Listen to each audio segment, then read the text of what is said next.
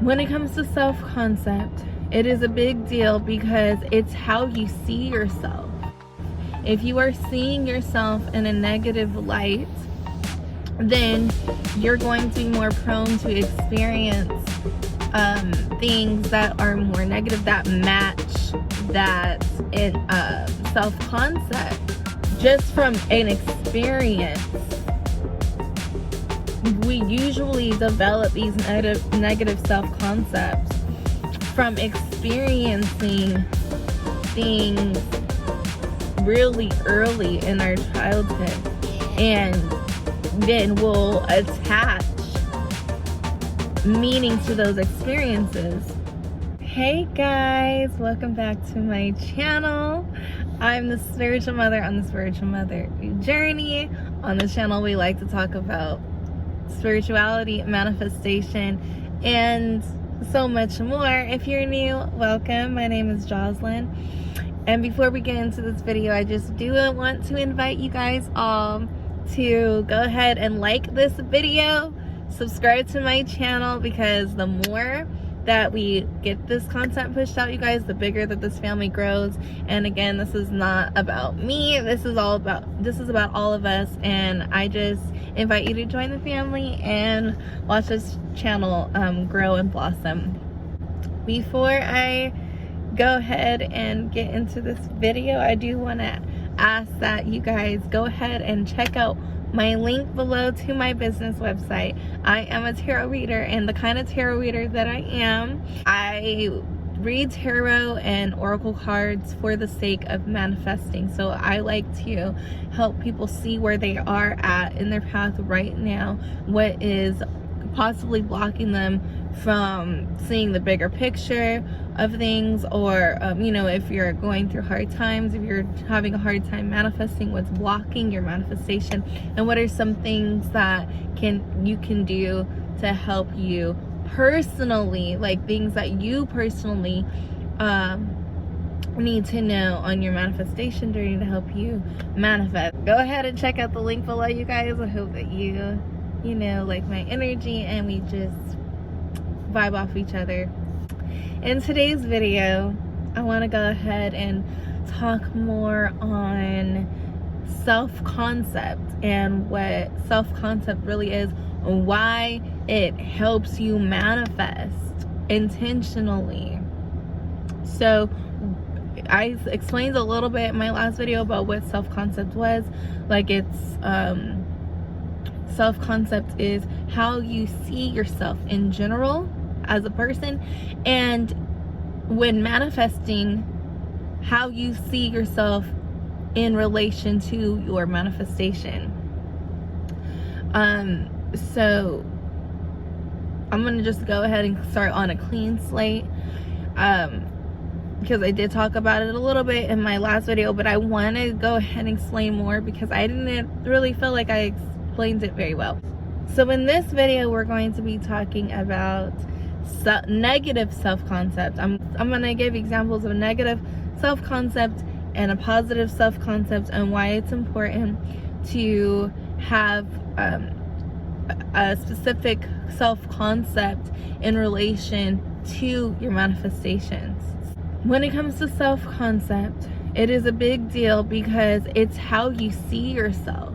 If you are seeing yourself in a negative light, then you're going to be more prone to experience things that are more negative, that match that in self-concept. So an example would be, I am broke, I am always broke, I never have money.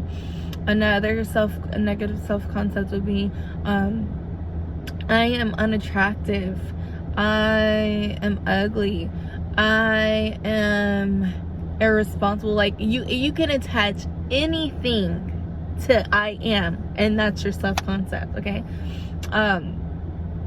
And not even I am, like I do.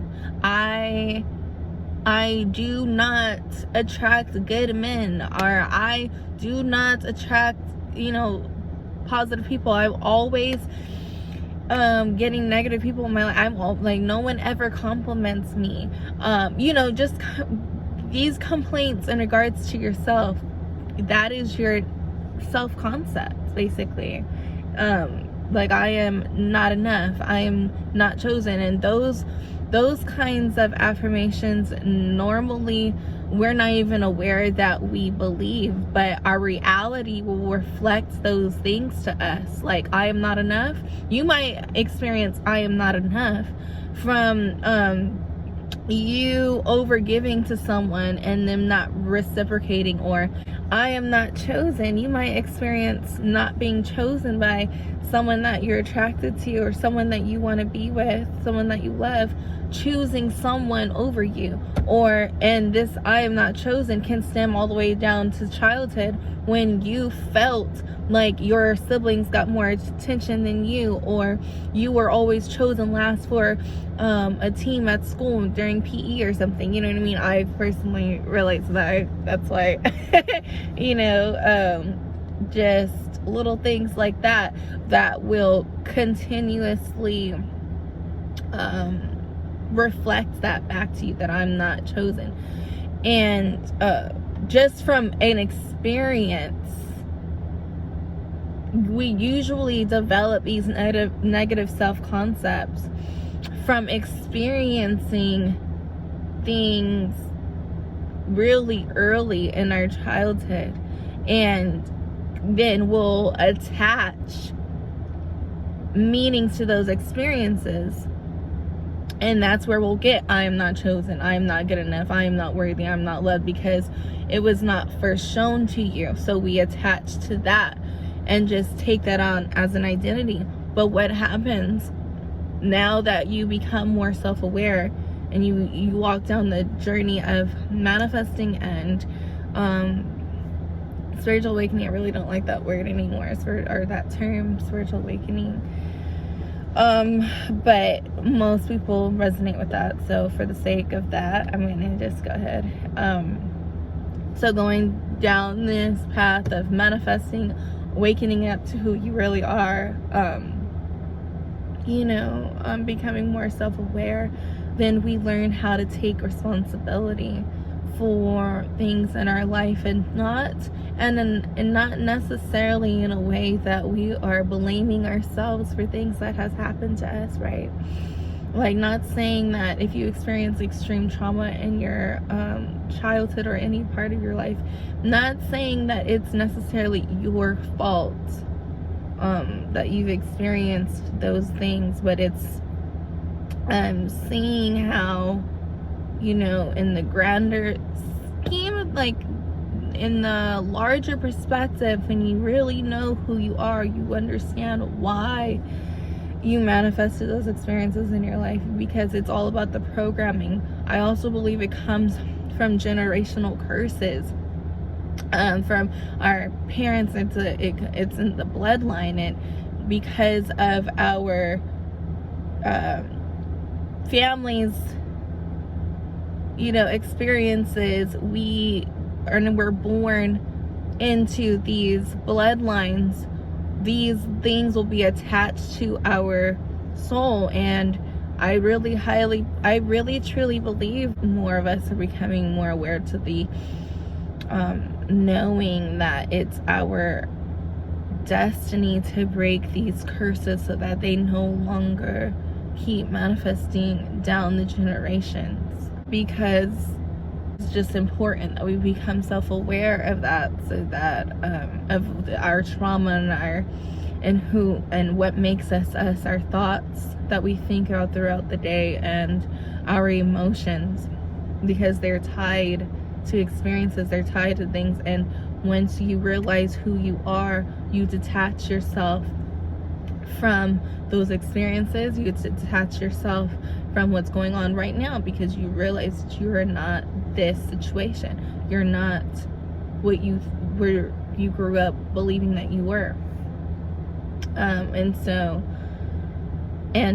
just every day, you may not even have developed these certain self-concepts from childhood. It could have come, to each his own. If you understand what I'm saying, then it may be easier for you to pinpoint things in your own life, why you believe certain way about yourself. And so I just love the idea of manifesting with self-concepts, because it forces you, it not forces you, but it puts you into a place where now you're able to take responsibility for how you see yourself and how you show up in the world. And the more that you change your self-concept, the more it is for you to go, the easier it is for you to believe that you can have what you want, that you can have a specific job, career, you can be with a specific person or a soulmate, whatever you believe in, you know what I mean? And you believe in soulmates, and manifest abundantly whatever it is that you want, because now you see that you get to decide who you are, not based off what you've been through. Now that we've discussed the negative self-concept, now we're going to go ahead and discuss positive self-concept in the next video, and we'll go into detail on how to change your self-concept from the negative self-concept to the positive self-concept, and keep seeing yourself, no matter what's going on in your life, as that new person that you're identifying as. Okay guys, I hope that you guys like this video. Like and share and leave some comments down below, and I will see you guys